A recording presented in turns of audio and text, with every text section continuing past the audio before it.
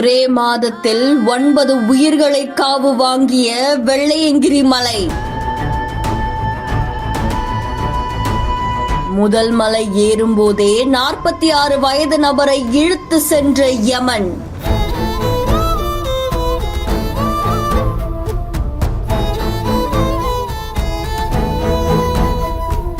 சிவலிங்கத்தை காண வருவோருக்கு அடுத்தடுத்து காத்திருக்கும் பேரதிர்ச்சி.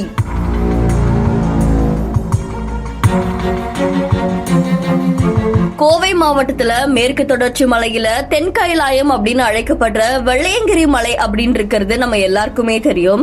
இதுல 7 மலைகளை தாண்டி சுயம்பு வடிவில் இருக்கிற சிவலிங்கத்தை தரிசிக்கிறதுக்காக ஆண்டுதோறுமே லட்சக்கணக்கான பக்தர்கள் வருகை புரிஞ்சிட்டு வராங்க.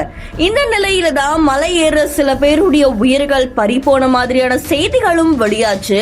இதை தொடர்ந்து திருவள்ளூர் மாவட்டம் மீஞ்சூர் கிராமத்தை சேர்ந்த புண்ணியகோடி அப்படின்ற 46 வயது நபர் அவரோட நண்பர்களோட 10 பேர் மொத்தமா அடிவாரத்துல தரிசனம் செஞ்சு முடிச்சதுக்கு அப்புறமா மலை ஏறத்துக்கு தொடங்கியிருக்காங்க.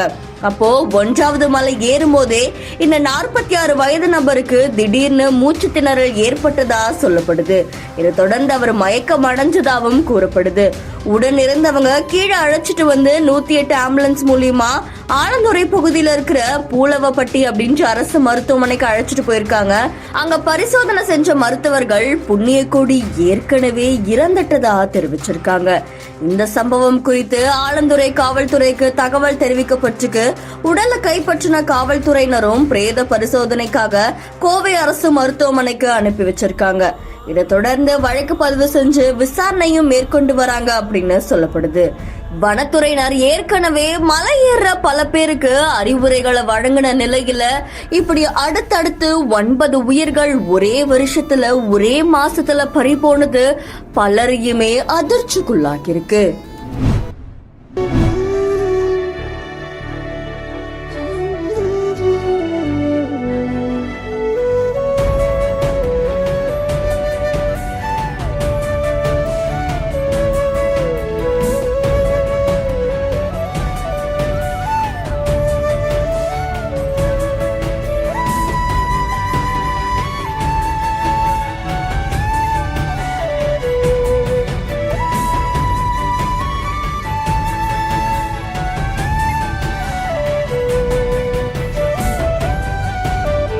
நம்ம பாட்டுக்கு நம்ம லைஃபை பார்த்துட்டு இருக்கும்போது யாரோ ஒருத்தர் இங்கிருந்து வந்து டக்குன்னு ஒரு சர்ப்ரைஸ் கொடுத்தாங்கன்னா அதுல ஒரு சந்தோஷம் வரும் இல்லையா?